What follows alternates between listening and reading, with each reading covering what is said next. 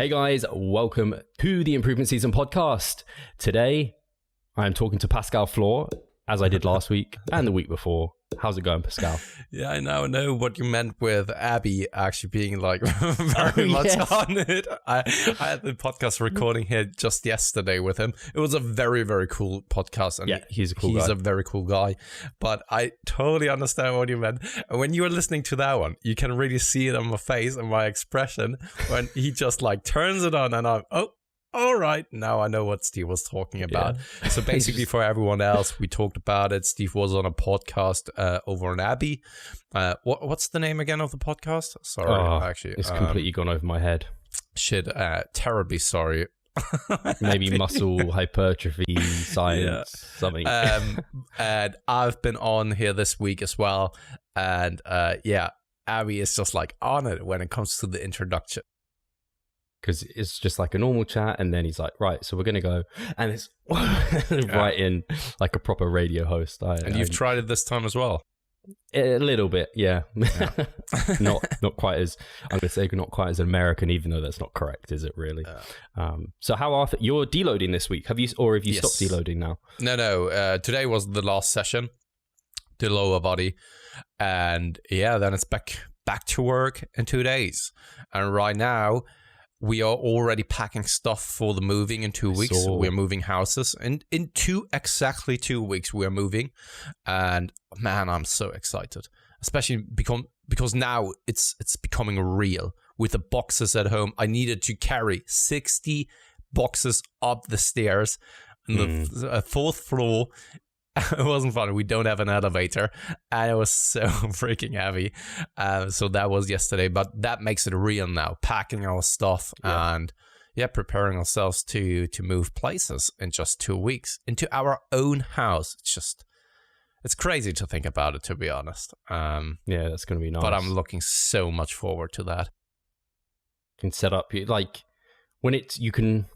I don't know, it's like having your own business. Like you can actually invest, and like more time you invest into it, the better. Like there's no like cost not that there's a cost. When you're working for a company though, you're kind of like, oh, I'm just investing this for that guy to make or girl to make loads more money, and I'm not actually getting that much more out of it. And it's the same like when you've got your own house, it's like every little thing you put into it, it's like you get that back, which is really nice. No, absolutely. And this is also something that I'm looking forward to, like building stuff. Taking care of the garden. I know how fucked up that sounds, but I'm actually I'm really looking forward to that. And just playing with the kids in the garden as well. So Hugo and Tony. So Katie just bought some like water pistols. Not really a super soaker, but just like small, tiny ones, right?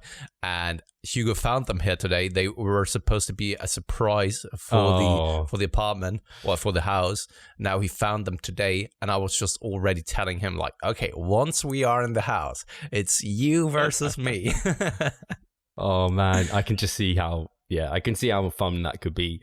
It's like you could just spend a whole if you're playing with kids, they're so easy to entertain. You can just play a whole day with them, just like indulging your your previous child self. So that sounds awesome.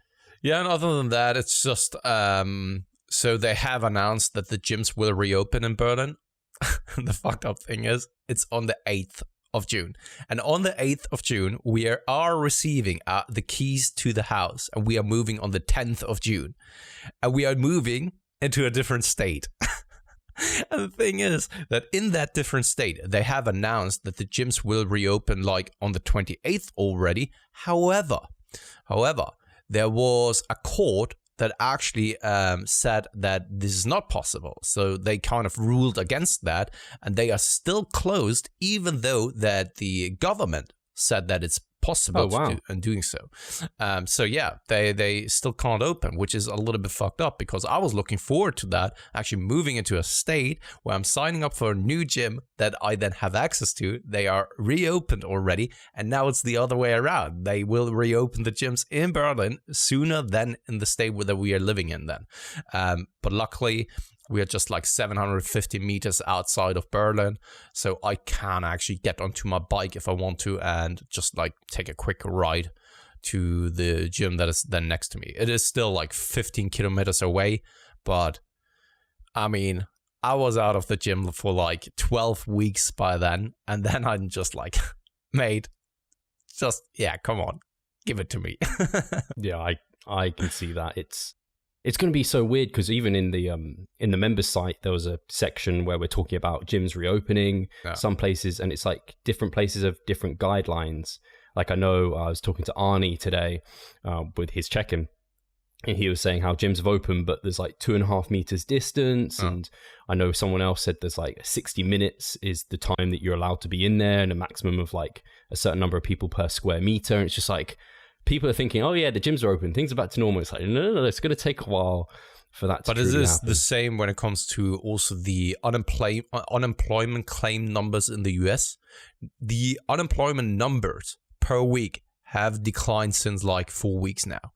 But yeah, these are still like incredibly high in comparison to how it was before the COVID situation. And because of that, people now have a positive connotation, even though that the shit is still on fire. Yeah. You know? But because it's a declining trend, people are just like, yeah, that's better than last week, right? It's good. Yeah, it's good in comparison to what has happened over the past 6 weeks, but it is absolute garbage in comparison to the previous 20, 30, 40 weeks, years, I mean. Yeah, that's so funny, actually. It's so true. People are, and I definitely will fall into that camp where I just will be short-sighted in some instances and just not realize that actually this is just, it's still shit. It's just less shit. Yeah, exactly. And because we are now used to an environment of training from at home, and we are just so much craving to go back into the gym, we're just like, I don't know, we are sitting in a restaurant, and it's the worst restaurant in the world. They are basically giving you the worst food there is. But because you were just like starving to death, you're just, hey, mate, I'll take that. Come on. Thank you very much for the nice meal. And I guess for you, you're still doing your AM, PM sessions. Will you still be able to, are you setting up so that the kit you have at home, you can do your PM session with? Yeah, I will do it that way. And probably I will be on a lookout over on eBay Kleinanzeigen. So basically the Craigslist for some gym equipment. Because I would very much assume now that gyms are reopening slowly, that people are going to sell their stuff. So we've talked about it here a couple of weeks ago, right? And I will definitely try to purchase something for just like a low price or so, just in case, and just to have then something for at home for the PM session. Yeah. Will you have like more, you're going to have way more space, I guess, than what you have now as well. So yeah, I mean, it's not that huge of a house, right? I can't really build my own home gym, unfortunately. However, perhaps I have some space there that I can use for the first initial years up until the point where the kids really need their own space. I was still sharing my room with my sister up until the age of when I was 8, when I turned 8 and she turned 10. First then, we received our own rooms, separate rooms. And maybe it will be the same for the kids as well. Yeah. Maybe a little bit earlier though, right? But yeah, maybe I got a couple of years in front of me where I can abuse one of the rooms for my own purposes. Set up a tent outside. I know that's what Mike did. And yeah, I even thought about that in regards to doing a little bit of kind of motorbike stuff. Yeah. But the garden isn't really that big, and Katie was already complaining a little bit because I was already playing with the thought of building a small tiny house. We have like a small kind of, how can you, what are you calling something like that? Like a shed? Yeah, but it's even smaller than that. It's like, I mean, you can't even get one motorbike inside. That's how tiny it is, right? It's like a so box. I thought of actually maybe extending that one. And Katie was just like, man, we don't have any kind of space for that. What are the kids supposed to be doing? I wanted to actually have like a small playing ground for them. And to be honest, the kids come first. And this is just a luxurious thing that I don't really need. But yeah. That's what happens when you have kids. You can't be as selfish anymore. Yeah. That's one of the things I would miss. Fucking kids. But how about yourself? How are things going on your end? So where are you sitting at in regards to weight now? Ada's. I didn't realize Ada was right, but next to me, I just heard this like licking sound, and she's licking my egg whites, my egg white bowl. No, it's the balls. Come on, be real here. Charlotte is there as well. She's been making a noise. I don't know if you could hear her. No. Well, that's good. The microphone's doing its job. Yeah. So with me, my body weight. So I basically had finished my cut like ages ago now, it feels like, around 180 pounds. I built calories up, I then maintained, and my weight basically stuck around 180, 181. So I started around there about 3 weeks ago now. So I'm into my 4th week of training for this mesocycle. And I've had some 184 pound weigh-ins, so like 3 pounds up, like give or take, which is like a pound a week, which is a little bit rapid. But we've spoken about it before, on the side of, I'd always prefer to gain a little bit quicker than not gain at all. And I think being in the first mass period, I think the weight gain is always maybe a little bit quicker, just because like you're going on from maintenance to a surplus rather than being in maintenance and sticking to maintenance. And I think that it might like level off. So I've had like a bit of a jump, and I think I'll probably be around 184 pounds on average by the end of this mesocycle, which is at the upper end of where I wanted to be for this. But yeah, I'm coming into week 4 of the mesocycle, enjoying it. Things going well. Just finished my leg session today. It's hard, which is good, but like it's funny, I wrote in the member site as well, I can update, and chest is one of the areas where I'm rapidly increasing performance, like better than what I expect. So I generally expect maybe an extra rep or a 2.5 kilo extra on the bar with RER coming down, but I was able to do that with RER staying level, which is not normal for me, because like at my level of advancement, it's just not typical to see that kind of progression. So that's quite nice. Everything else is just steadily moving. Belt squats actually they've been like rapidly increasing, but it's kind of getting used to them because I'm just so far. It's such it's not a normal belt squat. It's me trying to make one out of something that's not a belt squat, and then like doing them, it's kind of learning that movement. I think they're a little bit like leg press, where they're deceivingly hard for, like, you feel like you're pushing harder than what you are. So where you are really struggling, you could probably do a few reps like that, and it's not like if you did that with a squat, you'd be like, you need to rack that because you can't sustain that. So yeah, I'm enjoying it. It's going well. Like I said, body weight's up, happy. And I guess the only big update from me is that I'm, as Alberto, no one else called it this, Alberto messaged me and goes, welcome to the dirty 30s, you'll fit right in. And I was like, oh, the dirty 30s, like, nice. I like to think of it as being like, I'm thinking maybe I'm 1/3 through my life. 90 is not a bad age to live to. I'm thinking I'm maybe now joining you in the best portion of life, where that 30 to 60, I'm thinking that's a pretty good, like... Mate, it's so funny because back in the days, when my mom turned 30, I thought like, okay, the life is over. She's old now, right? And now I'm in my 30s as well. And to be honest, I don't really feel like an adult. Like in so many ways, Katie and I were just like talking about it a couple of times already. If I were to compare myself to my parents, right, or to other parents, like back when we were younger, it's like a completely different generation, I would say. Maybe we perceived it a different way, but I always had the feeling that they were so much more mature and so much more like like the way you think about an adult, then I would count myself as an adult, right? Sure, I take care of certain responsibilities and stuff like that, but yeah, I don't feel like how I perceive 30 to be like. You know what I mean? I'm the same way. I'm like, I could still watch quite gladly, like Dragon Ball Z. I could probably watch some Pokemon even and watch that gladly. I'm like, I did that when I was, how old? Like 10? So yeah, it kind of like, people big up these ages and everything, and I think it's nice. It's a nice excuse to celebrate like being alive, but like it's always a bit of a weird thing, like, oh, well done, you made it to 30 years old.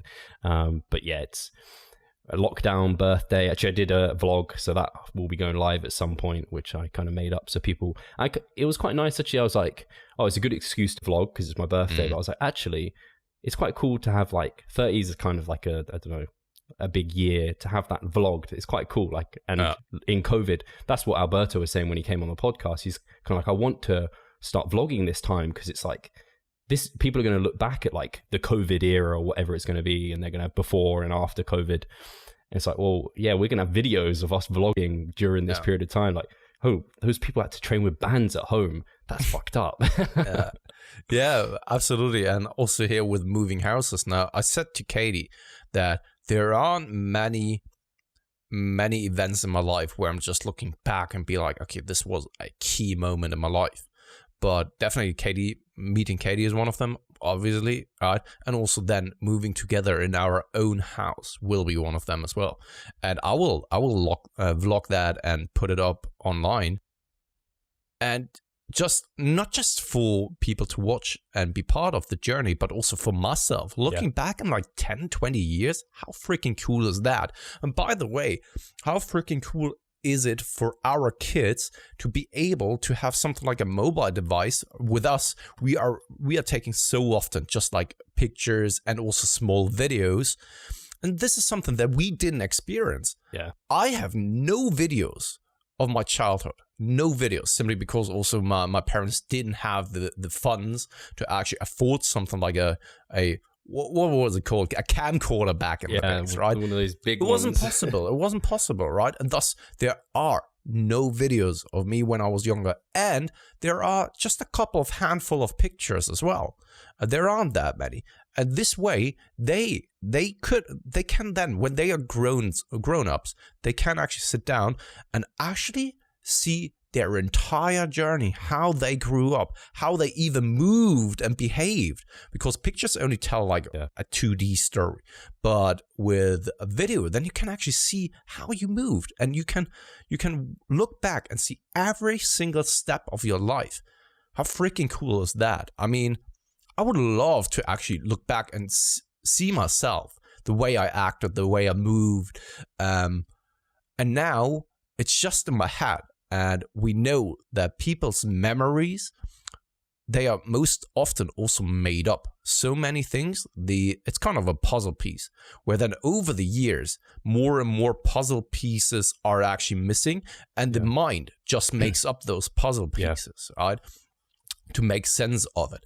And I think that it would be so cool to actually have some videos to actually look back and be like, oh shit, this is actually how it was.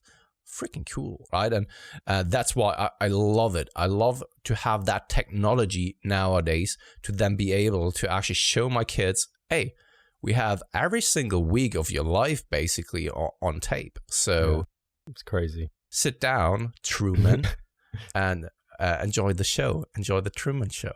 Truman Show. That's such a freaky film. But it was good. So good. It's so ahead of its time, basically. Yeah. Hi guys, Steve here. Just wanted to take a moment of your time to remind you of our online coaching service. At Revive Stronger, we pride ourselves on providing personalized service that will take your physique and knowledge to the next level. If you're interested, check the description and sign up. No, it's actually a really good point, because it makes me think, like, as we were getting into the age where we may be going to the gym, that's just when YouTube was starting to pick up. Like, just like people, like some of the first YouTube influencers back in like 2010 maybe, were just starting to make it onto the scene. And that's where you could buy like really shitty block like cameras you could bring into the gym, and I had one of those. And it's cool. Even I'm glad that I made the effort to vlog myself a little bit and have some training footage when I first started training, because it's very cringy looking back, but it tells a story. And it reminds you of kind of, who you were and kind of what you were like. And I'm fortunate enough to have some footage of me when I was younger, because my parents did have the huge cameras and things. But I mean, now, I was just thinking about it the other day. I was like, TV, like the quality of TV, it looks almost better than real life. Like how the next step is obviously it's going to be like 3D and virtual.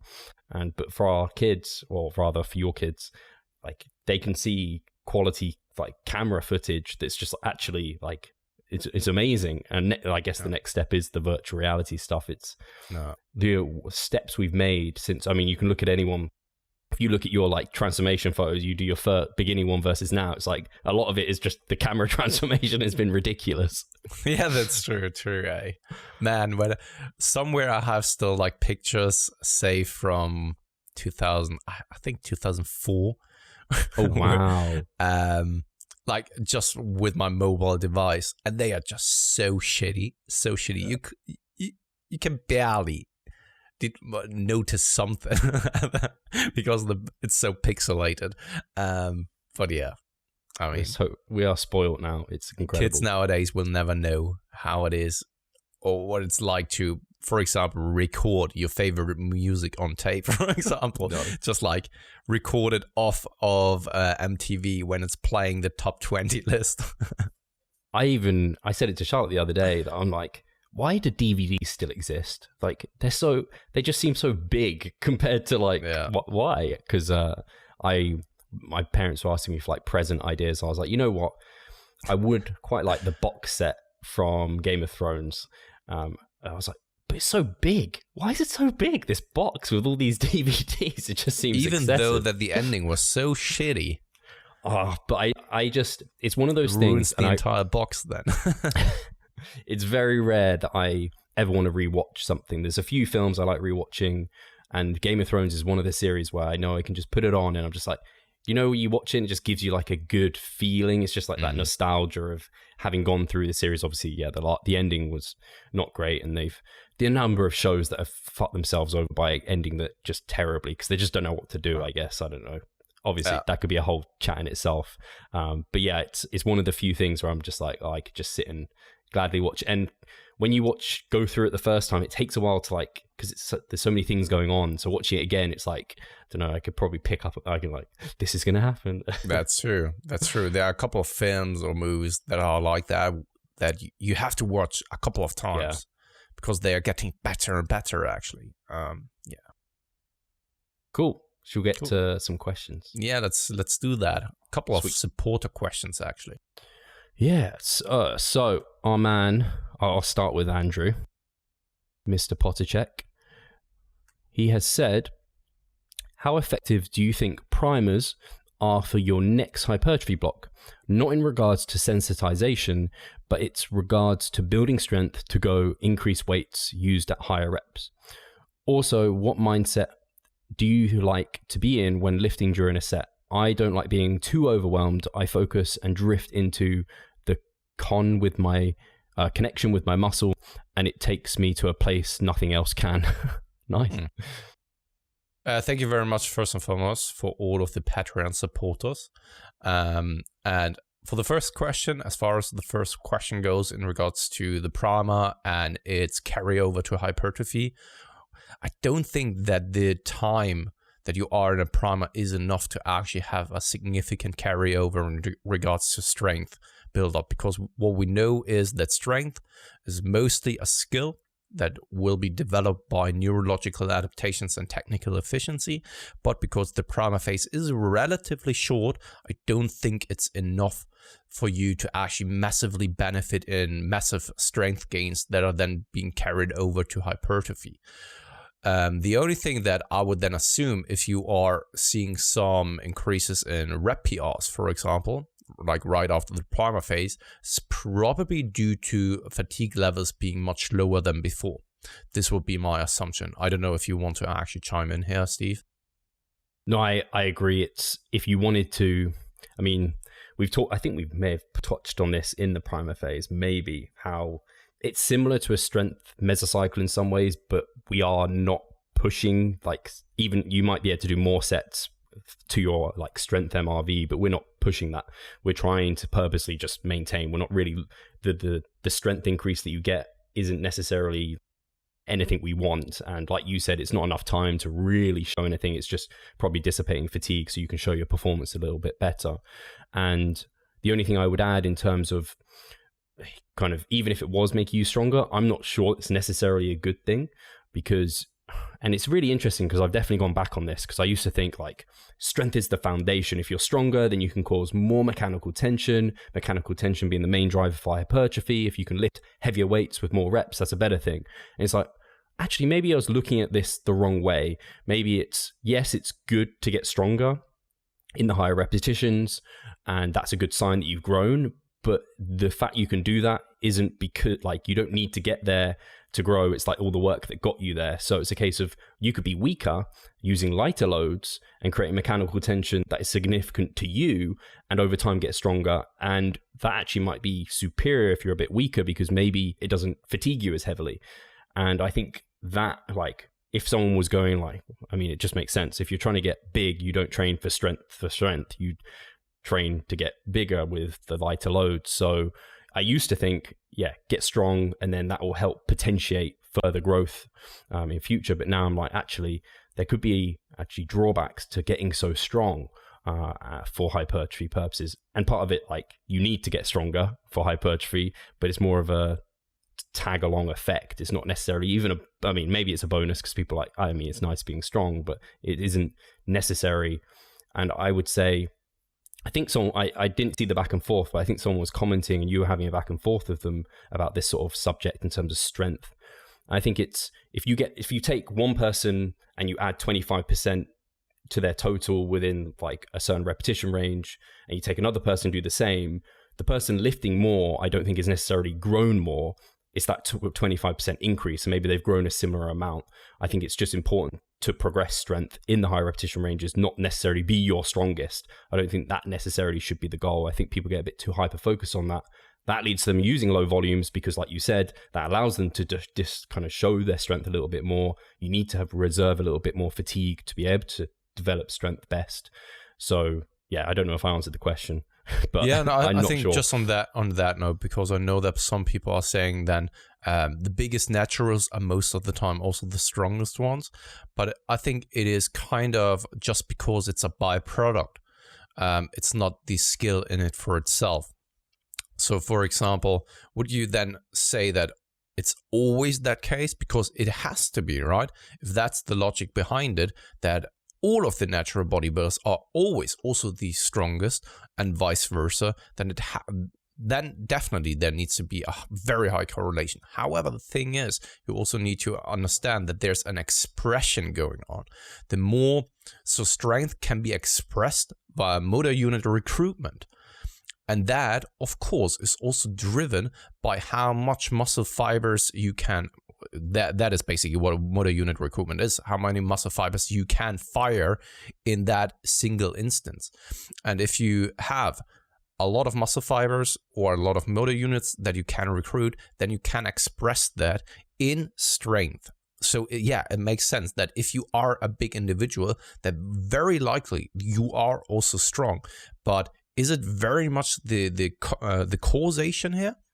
I don't know, because that will mean that the strongest will automatically also be the biggest, and the biggest will also automatically always be the strongest. And we have so much anecdotal evidence out there that this isn't the case. And the best example would always then be, let's take a look at the Olympic weightlifters who are doing something like 4 times body weighted squats, or just like things overhead that is triple body weight, which is absolutely ridiculous. If strength would then be the expression of also more hypertrophy in that instance, that would mean they would always be the most jacked people as well. And yes, then the other argumentation in that instance is then, no, because they are doing 1 repetition maxes or so, right? But then at some point we have to draw the line between, okay, what are we then talking about, right? And I think probably it's up to a certain threshold that more strength is good, but after that threshold, I think it's becoming less and less important. I don't think that the person who's able to squat 250 kilograms for repetition and the person who is squatting 300 kilograms for repetition, these are some crazy numbers just for exaggeration purposes, that the one who's squatting 300 kilograms has necessarily the bigger quads. I don't think that this is the case. then it really boils down to genetics, the way you're built, because you brought up a perfect example the last time with, for example, Elias, who has ridiculous quads, and he is not the strongest squatter, or someone like you and I. Bench press, I mean, I wouldn't say that. I would never assume that I'm the stronger bench presser of the two of us. Just looking at the chest development, for example, and looking at the arm development, I would always think that it's you who's the strongest then, if that was the case, right? But yeah, overall, probably a general recommendation, or generally speaking, if you're stronger, you will be bigger, but then after a while, probably there's a threshold where it doesn't really matter that much anymore, and then you have to be more and more specific to the task, and that our task, our specificity is building muscle mass. Yeah, I think that's very well said. And I think you could talk about this for a long time, actually. I think it is an important subject to talk about, because I think a lot of people get confused with it. And I mean, a lot of the time, what we're trying, like when you look at the principles of like muscle growth, we're trying to make the movement almost as inefficient as possible for that muscle. So we're trying to take it as fullest range of motion that's safe for you. We're maybe pausing things. We're controlling the eccentric. That's never the way to be lifting the most weight. And so and I'm not saying, because that's going to cause the most probably hypertrophy, control the eccentrics seem to be important. More range of motion seems to be beneficial. So all of these factors, and then by doing those, you're also probably using less load, probably creating more muscle stimulus, but also generating probably less fatigue, because you're not beating up your joints as much. You're not using as much load. So that's probably causing less axial loading, less fatigue overall. So those like are completely counter to like that argument of you need to be strong to kind of get big. And then I would say, what was I going to say? The problem I see is people chasing strength, and then they do shorten range of motion, and then they do like make it more efficient from a strength aspect. We're not powerlifters, we're bodybuilders. Actually taking your ego away and blindfolding yourself from the weight is probably a better idea, as long as you can kind of use good form, good intensity, and you're looking to progress. That's the most important thing. Yeah, you do need to add load at some point. Yeah, and for me personally, I would have loved if that was actually the case, because I would count myself as a strong individual. Of course, not the strongest, or there are way more people out there that are much, much stronger than me, but generally speaking, I'm relatively strong. And I would have loved if there's a direct correlation with then being big, because that would mean that I would be probably bigger than you. But that wasn't the case, unfortunately. And even from this perspective, I'm just like, unfortunately, that's not how it is. I would love to actually confirm that this is the case, and that's always like it. And the bigger, the stronger you are, the bigger you are.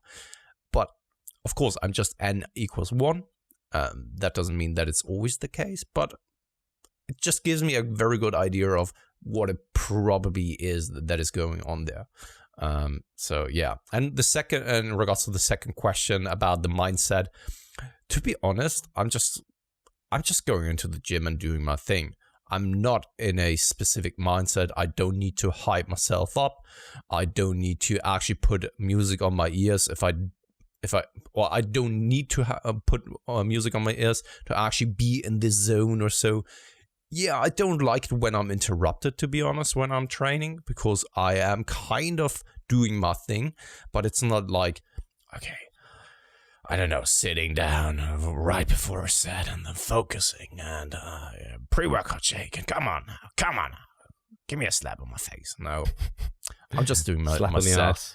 Yeah, pre-squats. Just, and I also don't think that it's a good thing. Getting that hyped. This is just my own opinion, to always hype yourself up for each and every single set, because you're just artificially increasing things, and perhaps even just accumulating more fatigue without it being beneficial in the long term. Yeah, no, I completely agree. I think it's like, there's a time and a place to get hyped up, and it's one of those tools that you can use maybe now and then, like you might use a pre-workout now and then, but there's costs to using those kind of ergogenic aids. Like we did one infographic ages ago, and I can't remember, I think we maybe discussed it, I don't know if you made it or I made it, but it was like periodization of music. It was like starting off with a podcast and then move towards like some tunes that you enjoy, and then you're all out PR tunes like in the final week, and it is a stimulus. And whenever you push like an ergogenic aid, there is the cost of fatigue that's associated with that. And so hyping yourself up, if you're getting hyped all the time for every set, that's good. I mean, I just would tank out so quickly, and it wouldn't be due to the muscles tanking out. It'll be the systemic fatigue that's creating. I don't know if that's CNS fatigue or what it might be, but it's so fatiguing to get into that like really hyped up zone, because I don't do well with that. Sometimes I get like a little bit like, right, I'm going to do this, but yeah, I remember lifting in the gym and someone called me like Silent Mike, because like Silent Steve, because Silent Mike, he never makes any noise. I didn't even realize that's why he was Silent Mike. So that was quite funny when they were saying that to me. So yeah, I find if I get too overwhelmed, I'm just like, I finish a set, I'm just like, oh, I'm just done. And that's why I think for metabolite work, sometimes you do go there a little bit. You get some of that kind of fatigue because you kind of are pushing it in a different way. It's not like heavy loads, so it's not quite as bad. But if you were to do that like at the start of a session, it's like, oh, the rest of my session, I'm going to be a bit flimsy, not going to go too well. So yeah, my mindset's very similar. I don't kind of, I know some people like to go into like a mindset of like hatred or like thinking about various things and going on their life. But for the most part, I'm just focused for my sets. And then in between sets, like you said, like I'm just sitting down, relaxing. I normally just end up going on Instagram, just chilling before my next set. And then I get focused again. Whatever calms you down, whatever brings your heartbeat down again. And yeah. Sweet. So we go to Andrew White, another supporter. Thank you, Andrew. He has asked, forgive me if you've already been asked this before, but which attributes of a physique do you all personally find most aesthetic? I know Steve is a Matt Ogus guy, but I'd love to hear any thoughts about which elements of physique you all find most fascinating and admirable. I think it really also then depends on the person, because I can think of many different bodybuilders where I'm just thinking like, okay, for example, the hip to waist ratio is the hip to shoulder ratio is just like crazy. Where of course then the main focus is just the overall shape, right? And then for other people, it's kind of the delts when they are just like freakishly popping out. Then of course, when you think about quads, you think about Tom Platz. When you take a look at the quads, it's just like, what on earth is this even? And this can, as weird as it sounds, but we are, of course, kind of in love with bodybuilding. This is aesthetically pleasing. Of course, that doesn't mean that I would want to have quads like Tom Platz, because I think that it comes along with a lot of issues. Just like fitting into jeans is already an issue for me right now. Thank you very much for Legend London, by the way. But I even think that Tom Platz wouldn't fit into Legend London's jeans. So, yeah, I very much think it depends on the person, on the type of athlete, on the build in it for itself, the structure of the bones, what is then sticking out, and what is aesthetically pleasing overall. I also find like backs super fascinating. I don't know. It's very, very different. However, I wouldn't say that like jaw muscles or so, not my thing. So necks, big thick necks and traps. Yeah. That, no, but even every look. So let me put it this way: every muscle is beautiful in its own way. So we should accept every muscle, how it's shaped, how it's formed, because everyone is different. And we should accept that, and we should then also appreciate that. I agree, but I would say probably as very generic, when I look at physique and like it stands out to me, it's probably like the men's physique muscles. So it's like big round delts, broad shoulders, small waist. Those are things that, like, if someone has those, it doesn't matter if they're particularly muscular or not. They just look like really impressive, like a wide back. Those sort of things just they just stand out, especially in clothes. Like I remember even like James Hoffman, who is like, he's pretty jacked, but he's so broad. Like, and he has, well, his waist isn't like particularly small, but he's just a big dude. And it's just like people like that, or like a lot of basketball players, they're like super tall, super broad. And there's just something like us, like, oof, they have presence, they're big people. With Matt Ogus, I think he's just very well packaged together. He doesn't have any like obvious weaknesses, very well balanced. His abs are just ridiculous. I think they must be like some of the most aesthetic abs on the planet. And he was like one of the first people I came across. And I think he's genuinely a good dude. So I'd like him from that perspective as well. But yeah, I think if I was going to pick one muscle group, I love quads, big sweeping quads. But really, do they make a physique super aesthetic? Probably not. It's probably the delts, like rounded delts. I mean, when we're just like overall saying, okay, what physique do I find most aesthetically pleasing? I would say Chris Bumstead. Pretty good. Yeah, absolutely. It's just like looks complete to me. Chris Bumstead. Terence Ruffins brought a freakishly good package here in the last shows that he did. Yeah, these are the two that I'm just like immediately, all right, this looks great. Jared's pretty good. Jared Feather, also pretty good. Don't know who that is. He's coming into Chris Bumstead levels. I can see it. He's getting but he trains with Ariel, so he will never make it to Olympia stage. To science. That is, it is just what it is. You can't be, you don't get a pro card if you train with Ariel. I heard someone say that. Yeah. So we'll go on to another question. Yep. Before we get too sidetracked. Supporter from Patrick James Barney, our guy, he said, can you guys elaborate on what makes a successful mass, and also what you both try and do a better job of this time round? Hey, Pascal here. I just wanted to take the moment to talk about our membership site. Inside, you'll find a thriving forum, an extensive exercise library, courses, presentations, and research reviews.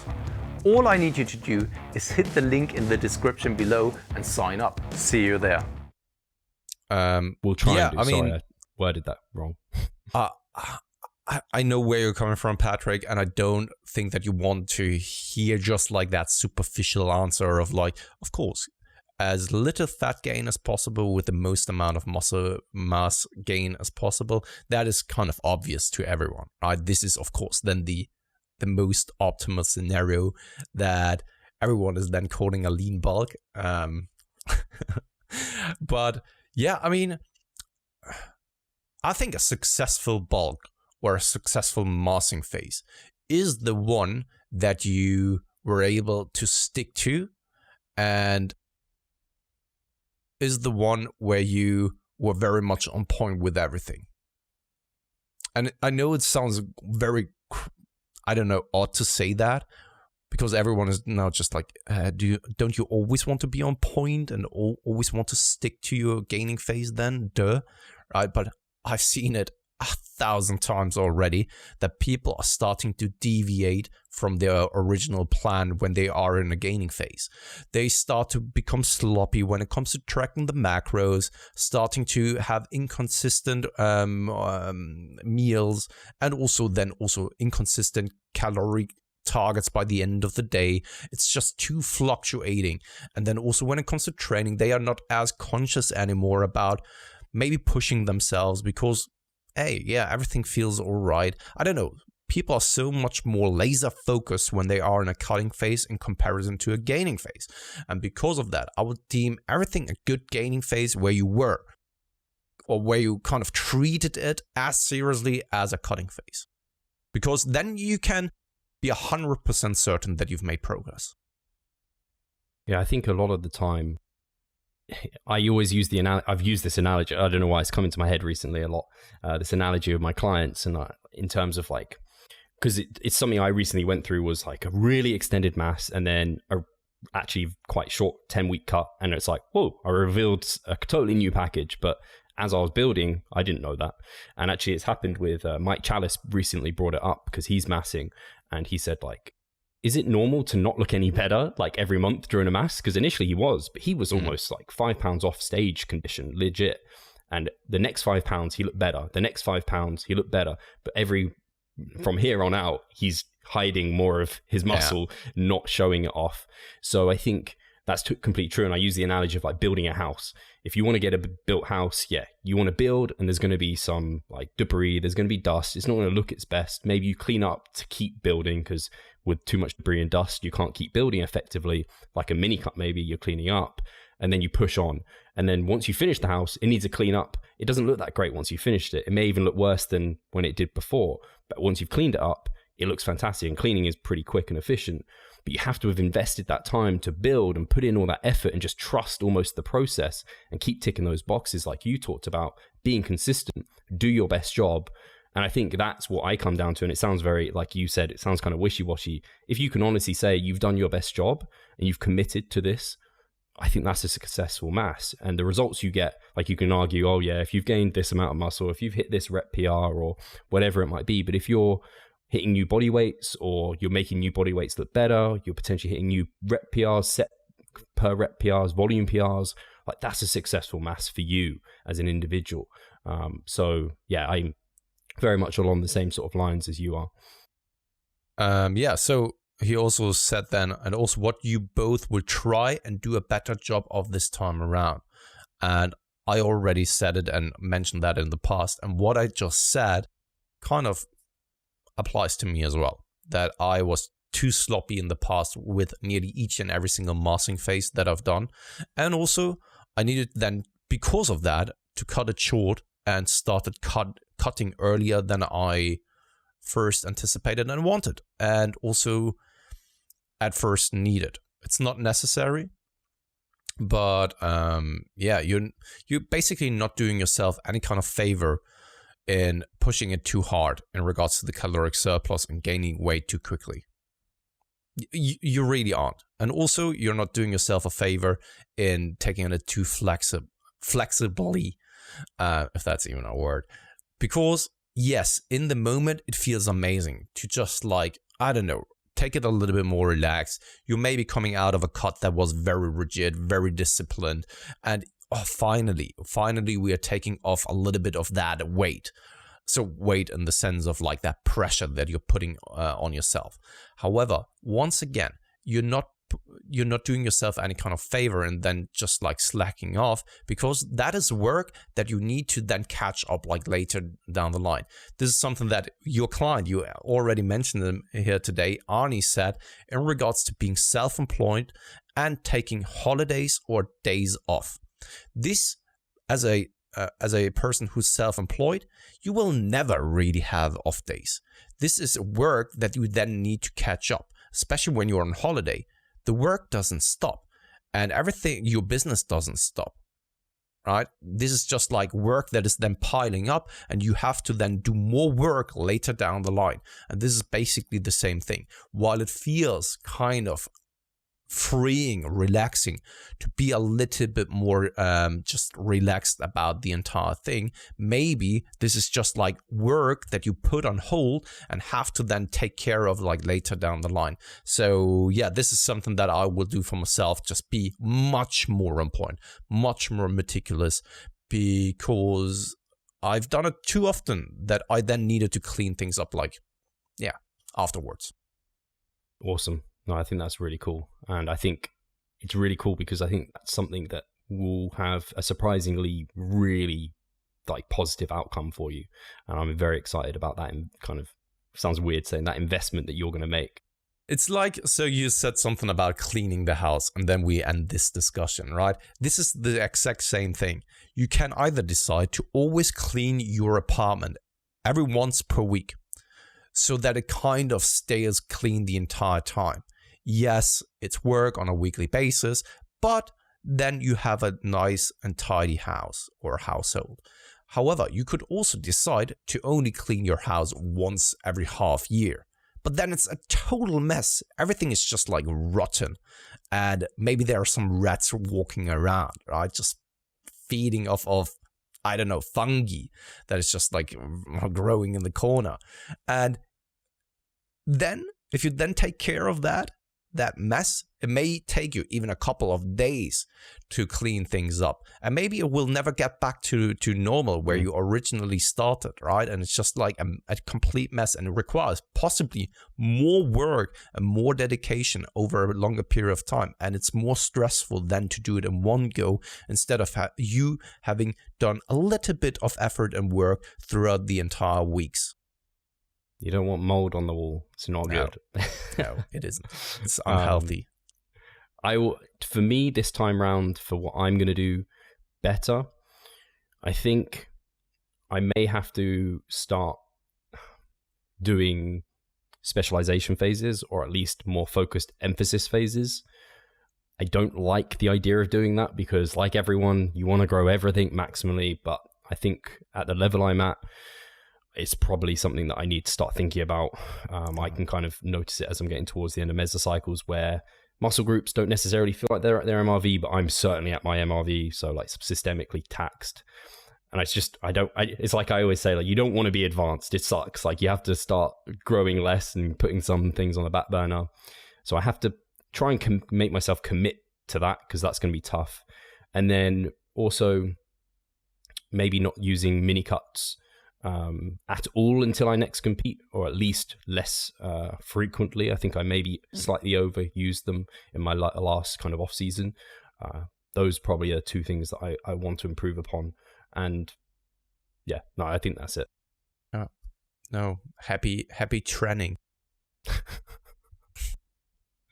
It's go. Too hot. It's too hot as it is. Doesn't trend really hot. That's true. Oh, summertime and trend. Dear me, that would suck. Have we got time for another question? Yeah, let's go. So we have one. Do we have any more support questions? No. So I'm going to make... Okay, so Roman asked 2 questions, so I'll ask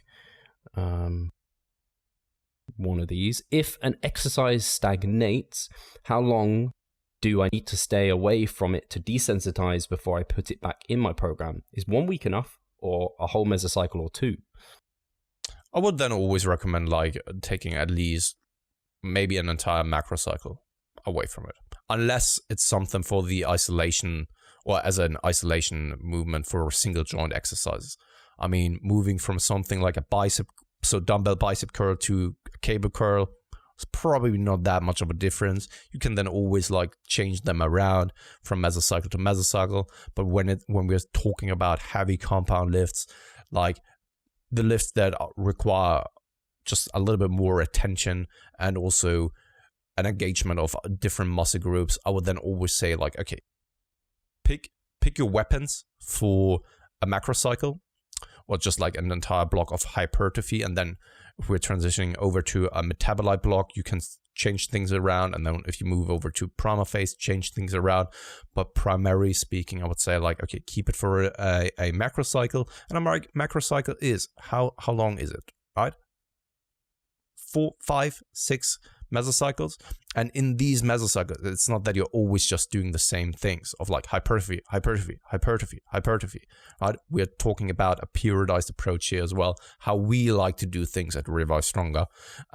If you have a macro cycle planned out that is like that, where you are just like getting a resensitization effect or getting a different stimulus in by changing exercises, then yeah, I would say like every maybe 3rd, 4th, or 5th mesocycle, depending on when the next exercise is then starting again, with which you substituted that exercise with, then just like cycle back and forth. So as a quick example, if you're normally doing penne rows, right? You're doing penne rows and all of a sudden it just doesn't click anymore. And on a better example, let's take leg press. Leg press, doing that doesn't click anymore. It's kind of stagnant. You're not progressing anymore as like you would like to. Move over to the hack squats, right? And do that up until the point where it feels like the leg presses did towards the end. So it's kind of stagnant, doesn't really click anymore. And then move back to the leg press, right? And then you have like these 2 exercises where you're always kind of switching back and forth. And that should be enough, basically, because once one of these exercises don't feel good anymore, then you can just move to the other one, and the likelihood of it feeling good once again is very much increased.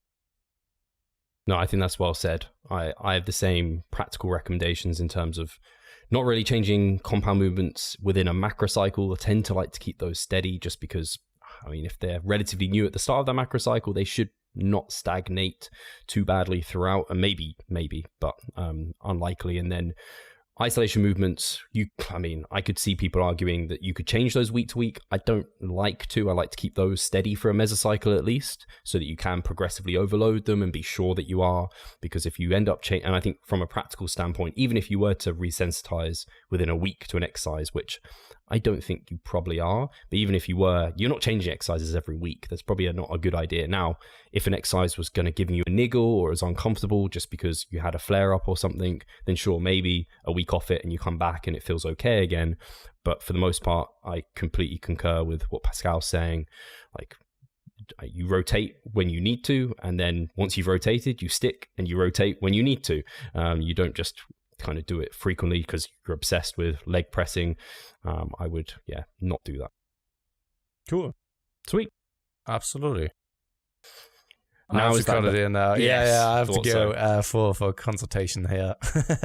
Awesome. So guys, thank you very much as always. You would do us a massive favor if you could hit the notification button, hit the subscribe button, and also then leave the thumbs up button hit the thumbs up button as well. Always helps with the YouTube algorithm, and so many people are always saying like, man, I can't believe how few views you always got. So this is a way to support us. And also, of course, leave a comment in the comment section below. Other than that, guys, I guess I speak to you next week. Awesome. Cheers, guys. Take care, and we'll talk to you soon.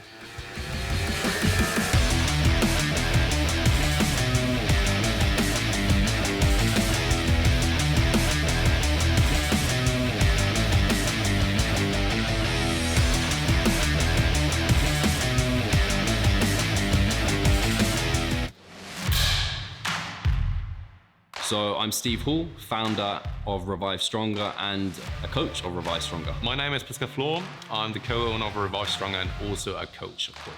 Revive Stronger has probably been going solidly for 3 years, roughly about 3 years. Revive Stronger, to me, it is becoming kind of my child, my foster child. It's the gathering and getting together of like-minded people. We've been expanding the coaching team, which is helping us help more people, but each coach can only help a certain number of people. Right now, it's all over the place. We have YouTube, we have Facebook, we have Instagram, but there isn't that community aspect behind that. And so the next step for us is developing a membership site. So basically, we want to create a family and a community that is then benefiting from another.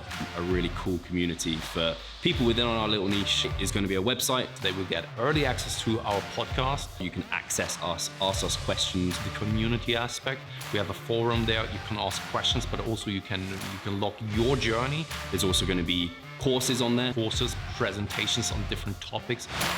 Discount of past seminar footage. We will log our journey as well. We'll start vlogging. We're going to have documentaries. Our entire athletic journey. Furthermore, they get access to an exercise video library. The exercises that we love for hypertrophy and maximizing hypertrophy, we're going to go through those in depth, telling you how to execute them. We kept them concise and also mobile friendly so that you can watch them in between your sets. I'm super excited to grow this community. The amount of value that we're going to be delivering is huge. And I'd love you to be part of it. You will get so much out of that. I'll see you inside.